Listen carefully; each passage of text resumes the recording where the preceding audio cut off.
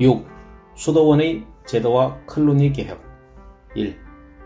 교회의 내부 모습. 우리는 아직 중세교회 내부의 영적인 면에 대해 거의 언급하지 않았다. 모든 인간의 마음에는 죄가 자리 잡고 있기 때문에 교회의 내적인 부분 역시 완벽하거나 완전할 수 없다. 초기 시절에도 죄악은 교회 내에 들어왔다. 기독교 최초의 교회인 예루살렘 교회의 영적인 아름다움은 얼마나 대단했던가.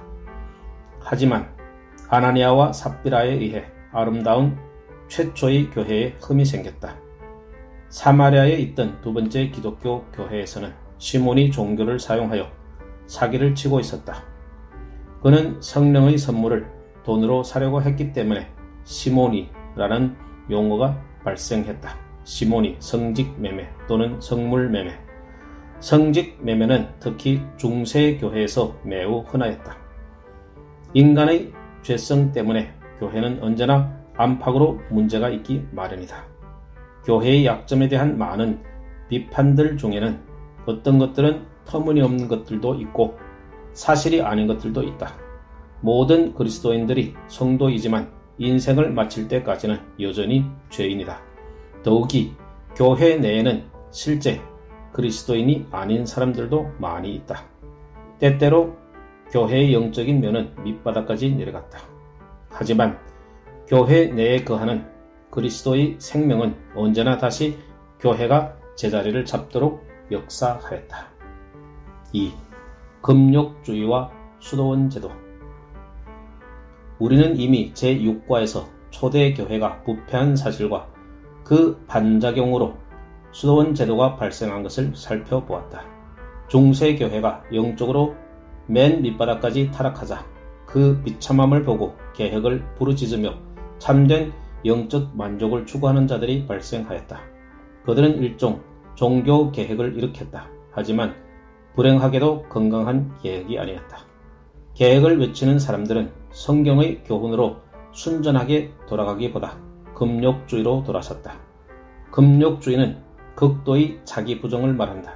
금욕주의로 돌아선 그리스도인들은 삶의 안일함과 즐거움을 거절하고 그 대신 종교적인 명상 및 종교의식을 반복적으로 수행하였다.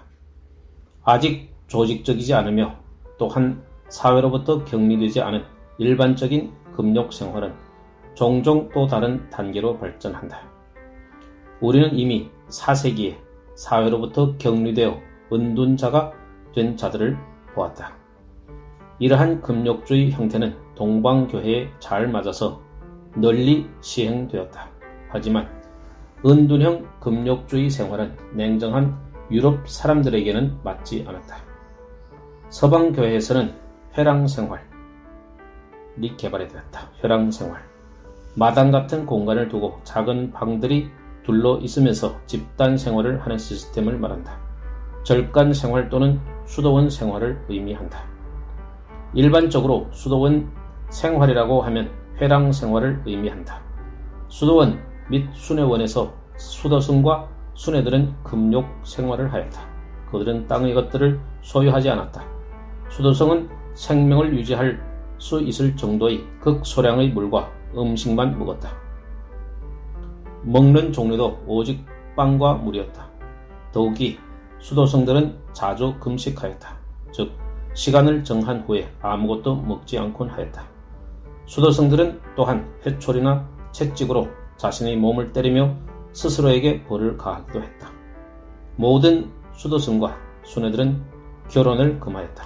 그들은 금욕적인 생활을 하면서 대부분의 시간을 기도와 종교서적을 읽는 일과 읽은 내용을 명상하는 일에 사용하였다. 수도원 제도의 마지막 발전 단계는 수도 생활의 규칙을 만들고 수도원장을 세워 그 아래서 여러 회랑들이 연합하여 감시를 받는 것이었다. 우리는 앞으로 수도원 규칙을 좀 더 살펴볼 것이다. 3. 오류에 기초한 수도원 제도. 중세시대의 수도성들은 문명의 발전에 많은 기여를 하였다. 야만족들이 서방 제국으로 물밀듯이 몰려올 때 수도원들은 피신처를 제공하였다. 수도원은 지친 여행자들에게 숙소를 제공해 주었고 환자들을 위해서 병원 역할을 하였다. 수도원은 농업과 배움의 중심지이기도 하였다. 하지만 교회는 수도 생활을 도덕성과 믿음의 잣대로 삼았다. 즉 누군가가 믿음이 뛰어난 그리스도인이 되고자 하면 수도승이나 수녀가 되어야 했다. 그래서 수도승들과 수녀들은 고급 신앙인들이라고 불렀다. 하지만 이런 식으로 수도 생활에 의해 고급 신앙 및 저급 신앙을 나누는 것은 비성경적인 그릇된 기준이었다. 오늘날도 로마 카톨릭 교회를 보면 일반 교회에서는 섬기는 사제들은 세속적인 사제들이라고 부르고 반면에 수도원에 들어간 사제들은 종교적인 사제들이라고 부른다. 하지만 거룩을 이루는 방법으로 수도 생활을 강조하는 것은 심각한 오류이다. 즉 수도원 제도는 세상에서 멀리 떨어져 있으면 죄로 가득한 인간의 마음이 깨끗하여질 것이라는 착각에 서 있던 제도였다. 9세기가 되자 대부분 수도승들은 더 이상 금욕 생활을 하지 않았다. 어느새 수도원은 온갖 부패로 가득 찼으며 심지어 악의 요충지가 되기도 했다. 그 당시 신자들은 교회가 정한 어떤 외적인 종교의식을 따르기만 하면 그것으로 신앙생활을 충분히 하는 것으로 믿었다. 주기도명과 사도신경을 외우고 죄를 고백하면서 성만찬에 참여하면 신비한 방법으로 은혜가 임한다고 믿었다.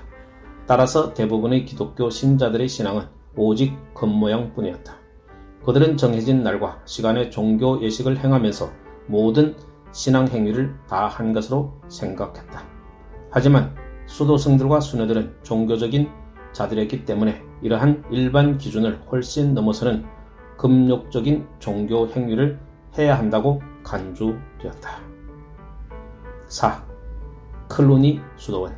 하지만 모든 시대마다 진정한 그리스도인이 있기 마련이다. 10세기 최고의 암흑기에도 참된 그리스도인들이 많이 있었다. 그들은 교회의 영적 타락과 부패를 보면서 큰 슬픔 가운데 애통하였다. 그들 가운데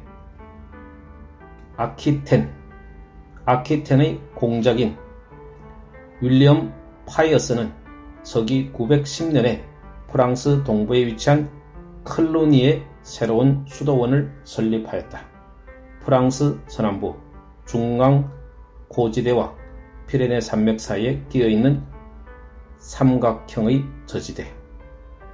이 수도원에서는 금욕주의적인 규칙이 엄격하게 준수되었다. 클루니 운동은 다른 수도원들에게까지 널리 퍼져나갔다.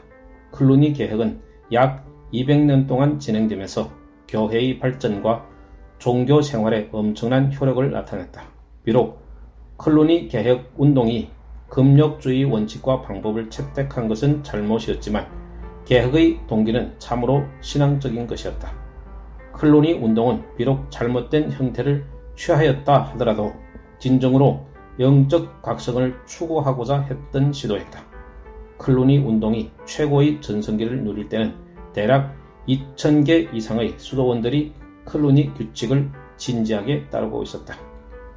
클루니 운동을 통해 위대한 인물인 한 사람이 등장했다. 그는 위대한 힐데브란드였다. 힐데브란드. 그는 나중에 그레고리 7세 교황이 되었다. 우리는 앞으로 그레고리 7세에 대해 많이 듣게 될 것이다. 그 이유는 그를 통해서 클루니 개혁이 중세교회에 엄청난 영향력을 나타내고 있었기 때문이다.